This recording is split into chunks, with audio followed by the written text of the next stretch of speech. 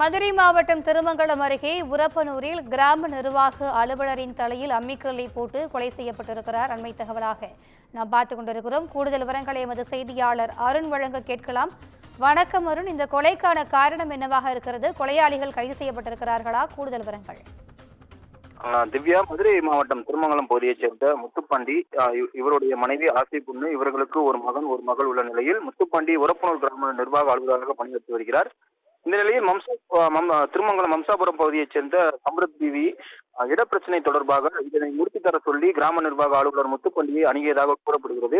இந்த இடப்பிரச்சனையை முடித்து தராததால் நேற்று அதிகாலை சம்ரத் பிவியுடைய மகன், மூத்த மகன் ரஃபீக் முகமது மற்றும் 16 வயது மகன் 3 பேரும் சேர்ந்து முத்துப்பாண்டியின் வீட்டின் கதவை உடைத்து உள்ளே நுழைந்து சுத்தியால் மற்றும் அம்மிக்கல்லால் அடித்து காயம் ஏற்படுத்தி அக்கம்பக்கத்தினர் அவரை கிராம நிர்வாக சிகிச்சைக்காக திருமங்கலம் அரசு மருத்துவமனைக்கு சேர்க்கப்பட்ட நிலையில் மேல் சிகிச்சைக்காக மதுரை அரசு ராஜாஜி மருத்துவமனையில் அவர் சிகிச்சை பெற்று வந்தார்.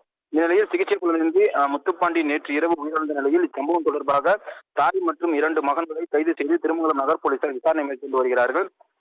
16 வயது சிறப்பு உட்பட 3 கைது செய்யப்பட்ட சம்பவம் தற்போது பரபரப்பை ஏற்படுத்தியிருக்கிறது. திவ்யா,